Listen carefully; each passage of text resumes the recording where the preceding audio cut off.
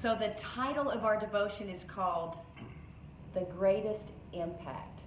So we know when you say impact, it's a force, a strong force, a physical force or an influence. Or it could be an emotional force. Well, I mean, it's an influence or an effect that you could have on someone. Yeah, guys, I'm sorry about this lighting, but the sun outside is going up and down, and it is doing crazy things in our living room. Okay, I'll fix it. Okay, you ready? So talk about an impact. All right, so let's talk about, no, go ahead and talk about you. Yeah, okay. We're clearing up. So a physical, can you think of a time when there was a strong impact in your life, like a physical impact? Now, I've told you before that I was hit in the mouth with a sledgehammer. It wasn't me. When I was 5 years old. That's right. And so an impact is something you will never, ever forget. And so, you know, I have forgotten a lot of things, and they come back to my remembrance when we're doing these devotions a lot of the times, but there's certain things that I will never forget in my life, and that was one of them.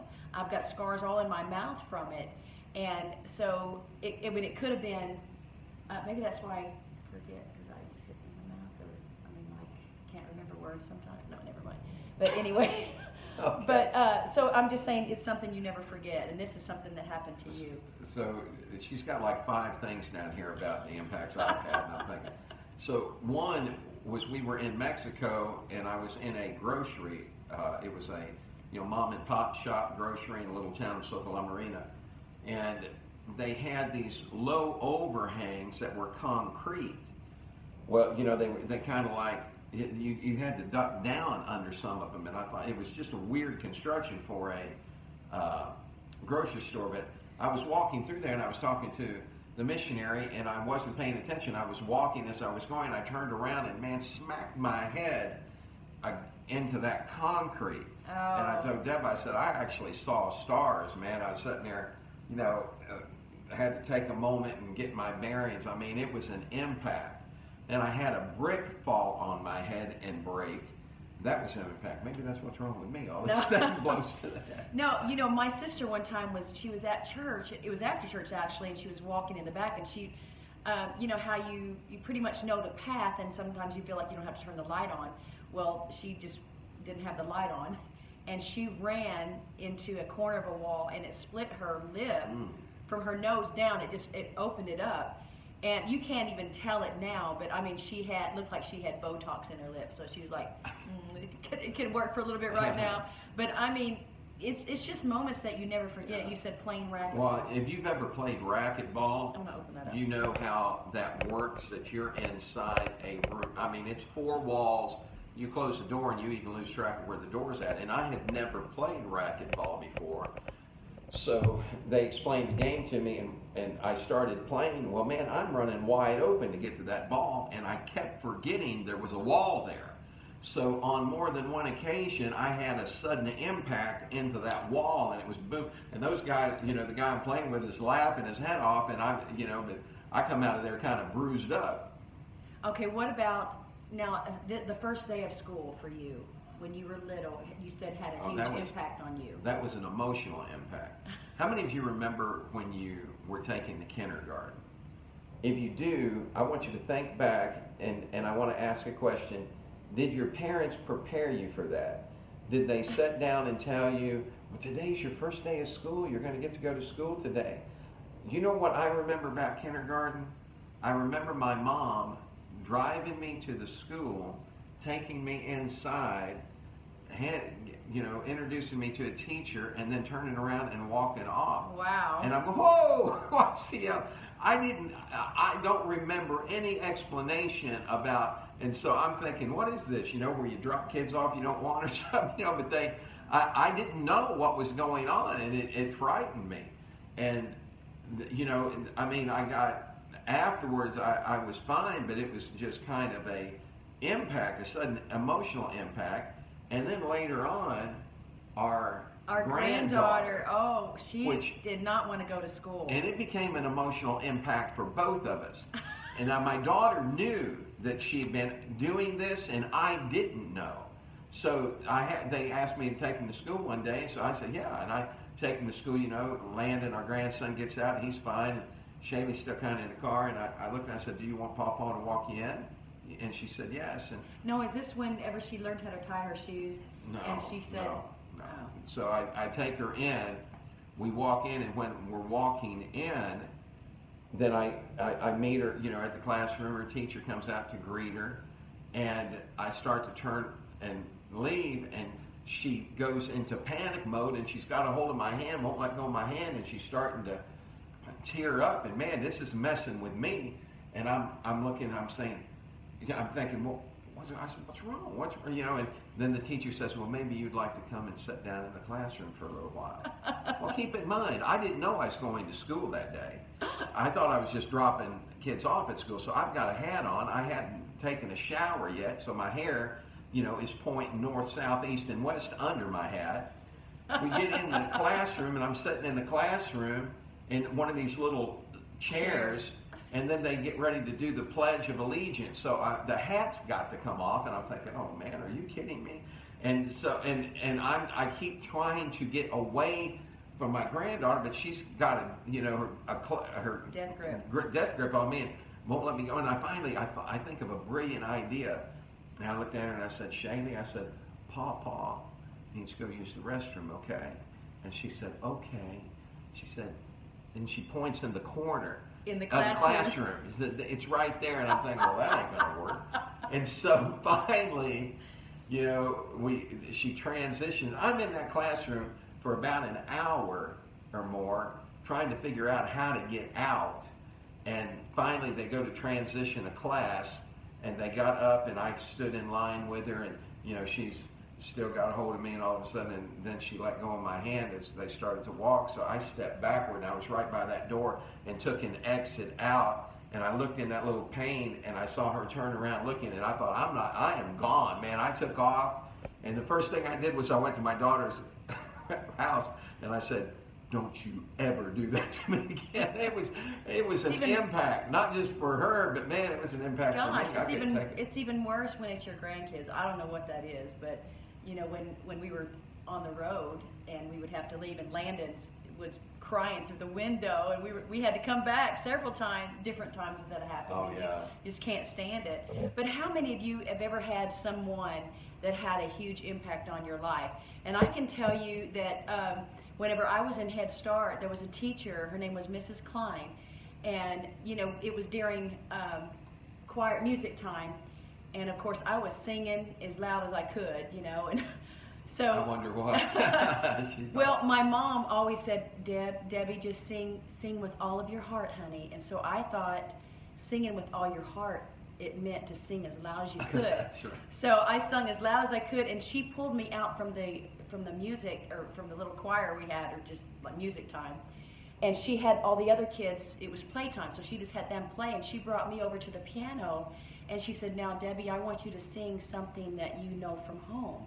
And she picked it out on the piano. So it was, He Touched Me. How many remember that old song? He touched me. Oh, He touched me.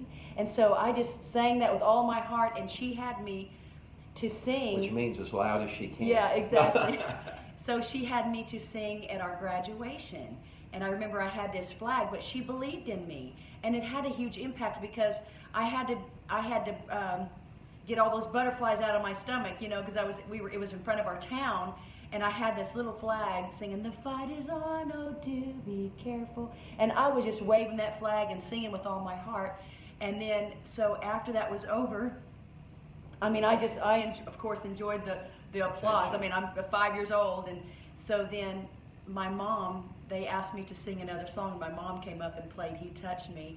And so I remember feeling the hush and hearing the hush on the town, and just as Jesus touched their heart through a child.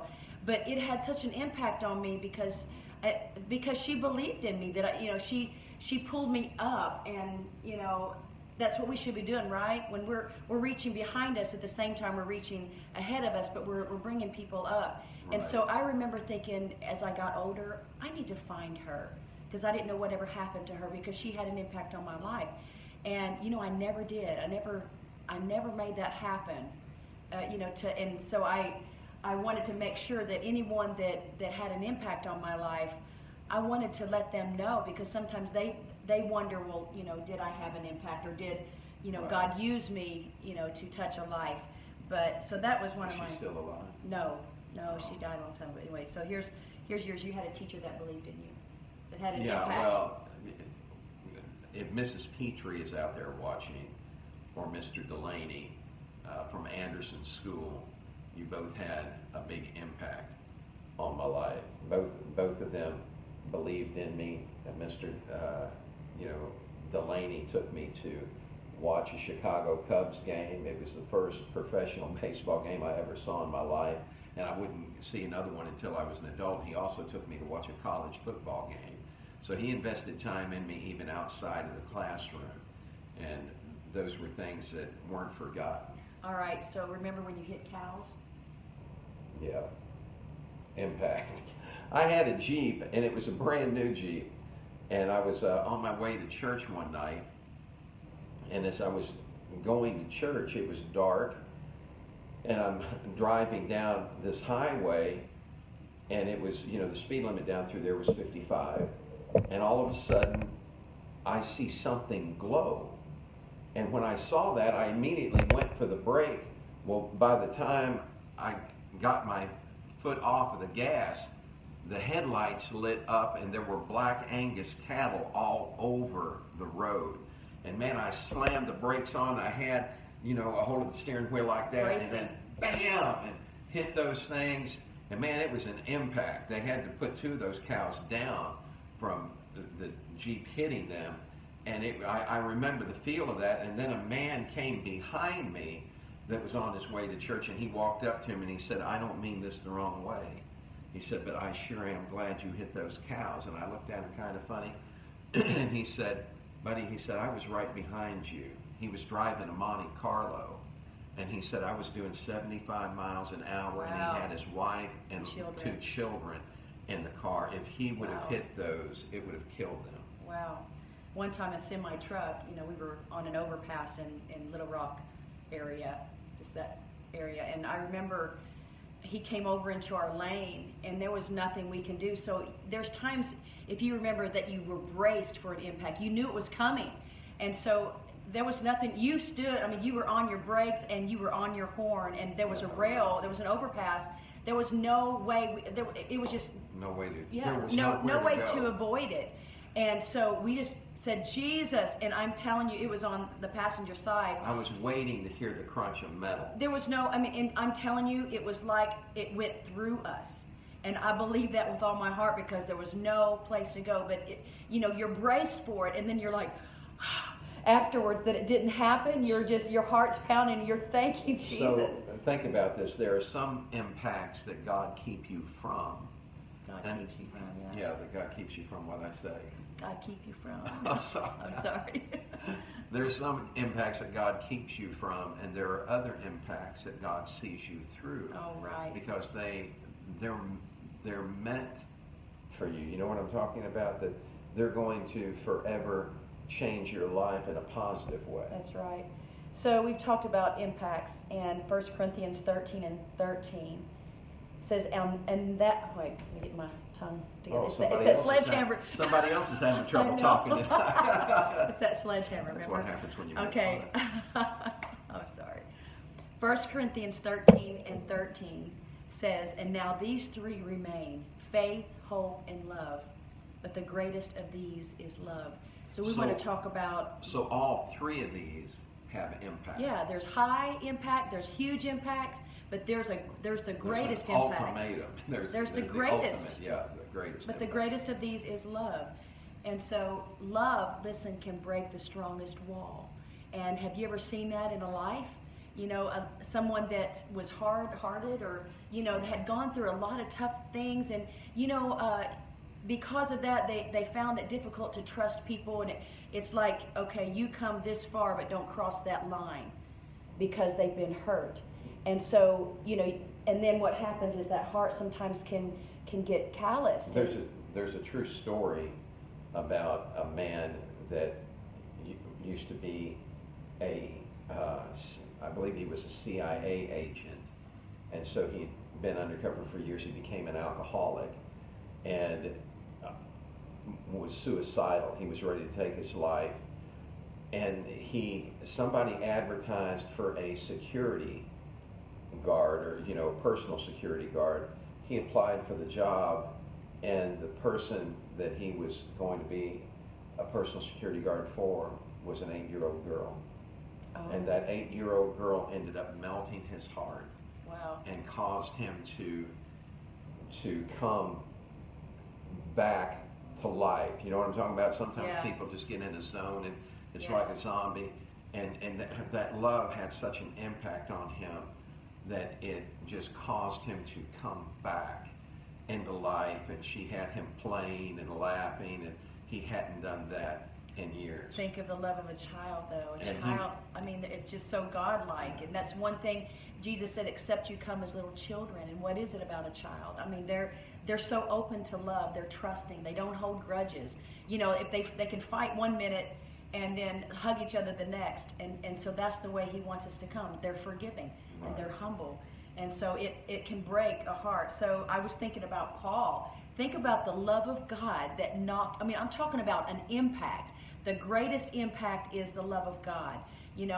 So Paul, when he was knocked down off of his horse or donkey, whatever it was, or mule, camel, I don't know, whatever it was. But, and so, in so much that he was blinded. Have you ever heard the saying, love is blind?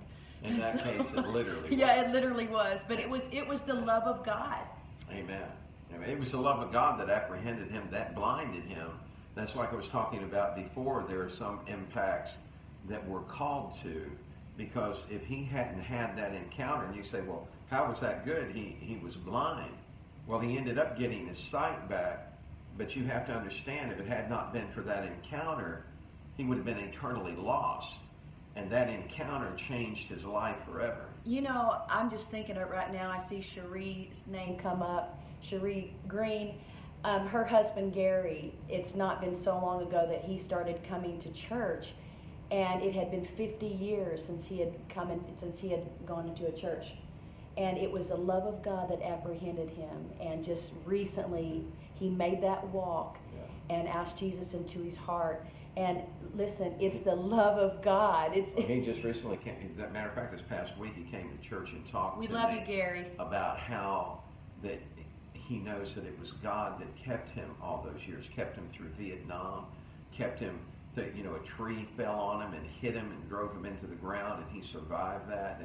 And so many things that God was there, impacts that would have been detrimental to his life if it had not been for the hand of God upon him. Right. 1 Corinthians 13, 1-3. It's a familiar passage to you. If I could speak all the languages of earth and of angels but didn't love others, I would only be a noisy gong or a clanging cymbal. If I had the gift of prophecy, and if I understood all of God's secret plans and possessed all knowledge, and if I had such faith that I could move mountains but didn't love others, I would be nothing. If I gave everything I have to the poor and even sacrificed my body, I could boast about it.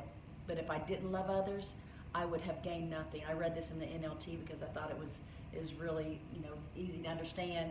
So look, we know it. Love is patient. Love is kind. It doesn't keep record of being wrong. But we keep records. Yeah, oftentimes, and you mentioned it the other night, how we knew a man. He was a minister that had been really hurt, and it was an file. It was an impact, but it was a negative impact on his life. Right. And so he had a file of everything that they'd done that they wronged him with. He said, "This is my proof." But oftentimes the things, and even though it's true, oftentimes it's that negative impact that we're holding on to that keeps us from experiencing the positive impact that God wants to have in our life. And so we have to learn how to let go of things. So think of this, the love of God, because we're talking about a force, it's unstoppable. Absolutely. It's unstoppable. So who can separate us from the love of Christ? Shall tribulation or distress or persecution or famine, nakedness or peril or sword? The scripture says that we've been made more than conquerors through him that loved us.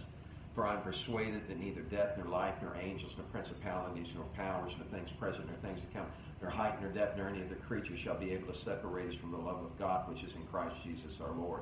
He covers it all. He says that there is nothing that can separate us from the love of God. That's the impact that the love Nothing of God that can has on our lives. stop. So love never fails. And so, but God, I love this. Romans 5:8 says, but God shows his love for us in that while we were still sinners, Christ died for us. So his love is commendable. I mean, he commended his love even before we received it, Well, before we accepted it. Yeah, and that's the big impact. I mean, you don't think it that unusual if somebody, if you're kind to someone and they're kind back to you. We weren't kind. We were sinners. We didn't say, yes, I love you. We were laughing in the face of God, turning our back on God. But in the midst of that, As a whole. yeah, I'm talking about humanity, but in the midst of that, God sent his Son. The scripture says, for God so loved the world that he gave his only begotten Son, that whosoever believes in him shouldn't perish but have everlasting life. He did that for us before we ever said yes. Yes. And remember the crowd that day? The crowd was yelling, crucify him, away with him. That could, I mean, how would we feel? Especially if we had the power to change it. Look, if we're going to be transparent, man, if we were in that situation and people were yelling at us and they beaten us and they were yelling and we knew that we could stop them, we knew we could turn it around, we knew we could make them pay, a lot of us would be ordering up the payback, but he didn't. Not because he couldn't, but because he loved. The scripture talks about no greater love hath any man than he laid down his life for a friend. That's a huge impact. Right. I was just thinking of this past Sunday at church. We had a man come up, during the invitation to give his life to God, and at the same time, that impact, as soon as you laid your hands on the one that was accepting salvation, receiving salvation, there was an elderly man in the seat, or everyone was standing, but he was standing, and he felt the impact of God's love to where he fell back in his seat. And you know what? Our PA came over. We have a PA and then a doctor that goes to the church.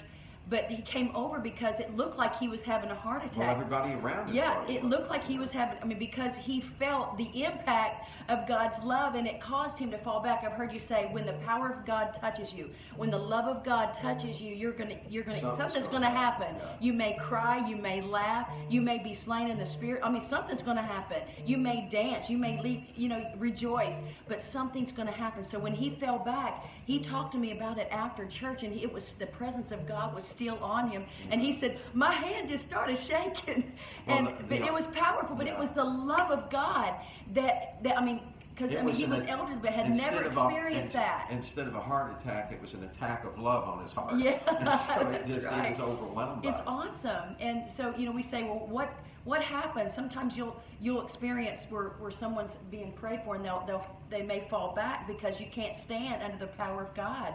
It's like you feel like you're lifeless, but you come up and just so much encouraged, and you're just so enveloped in his love. But anyway, we have an illustration to you tonight, or for you. But so get this: for God so loved the world that he gave. His love gives. You can give without loving, but you cannot love without giving. Right. So what he's wanting to do, I think of Romans 5:5, and it says, hope makes not ashamed, because the love of God is shed abroad from our hearts. So when he fills us with his love, when we experience that impact of his love, you know what? It goes beyond us. It's going to shed abroad from our heart. I've told you several times that after I got saved and filled with his spirit, I noticed something amazing the next day, that I loved people that I didn't love before. And so what he's saying is, you can, I want to say that again. You can give without loving, but you cannot love without giving, because see, that love's going to come forth out of you, and you're going to love people. That's how you know that he's in you, because you're going to love. So when his love hits you, it's the greatest impact you'll feel, and you will never forget it. And so look, I want my life to be an impact on somebody else's, because it's not about me, but God gets your love through me to them. So let's talk about, if Deb's going to hold this bowl up, I want to do an illustration for you. Let's talk about what happens sometimes is when there is, this is going to be our heart, right? And so when the condition of our heart often determines the response that we get or that we give when we're loved. And you remember me telling you about that man, and he was very hard-hearted. Oh, and so that's not the real one. That's the. That's the. So the impact. Some things shatter, but he's just so closed tight that he's not going to open his heart up, and he refused to. But when that little girl began to talk to him, and it was a slow process. It didn't happen overnight, but slowly she won his heart. And what I didn't share with you before is that girl was kidnapped. And remember, this is a true story. She was kidnapped. He went after her, and he had such an impact on the kidnappers. Remember, he'd been a trained federal agent, and they finally made an agreement that they would trade her life for his. And he loved her so much that his heart was broken. Yeah. And he made the trade. He set it up, and he surrendered his life for the girl's life, and they killed him. Oh no. And you think about this, and you think about how could someone love like that? Someone already had love like that. His name is Jesus. Yes. We talked earlier, we were sinners. There was nothing. Our hearts were like this, hard-hearted. We wouldn't give, we wouldn't move, but he knew that without him, we were lost. Yes. And so he came and gave himself. They didn't kill him. They couldn't have. He said, no one takes my life. I'm laying it down. His love for us was so great that he laid his life down in exchange for ours so that we could have life and have it more abundant. And now, because of what he did, our heart has been broken. Yeah. That we're no longer the same. That hard shell that was around us has now been emptied out, and our heart has been poured out before him into his presence because the impact is so great. And so tonight, I want to pray with you, and I want you to let him and just reach out and brace yourself for the impact. I want to say this, that when you were talking about being open, when you're broken, you're open. And you know what? He wants us to come like liquid in his presence. You know what happens when we get into his presence? The tears and the snot begins to just roll. I mean, you just don't care. You don't care what it looks like, because you're just, anytime you come into a presence of the King in biblical times, you had to be cleansed. And so the tears is the cleansing. It's that river also coming out. But it's liquid. You become liquid in his presence. Just pour your heart out before him. Let him love you. Here's the difference. When you had to come before the King in biblical times, you had to be cleansed. But here's the difference. Is when you come before this King, King of Kings, he cleanses you. Yeah. He does for you what we can't do for ourselves. Let's pray. Father, we're thankful for the impact that you've had on our hearts. And our desire is that everyone would experience that. But I remember when Paul wrote, and he told rulers, he said, I would that you were all like I am except for these chains. His words had such an impact that Agrippa was almost persuaded to be a Christian. I pray, Father, tonight, God, that folks aren't almost persuaded, but they fall head over heels in love with you, and they feel the impact of your presence and your great love. In Jesus' name, amen. Amen. We love you guys. You have a great evening, and we'll see you next time. We love you all. Bye-bye. Bye-bye.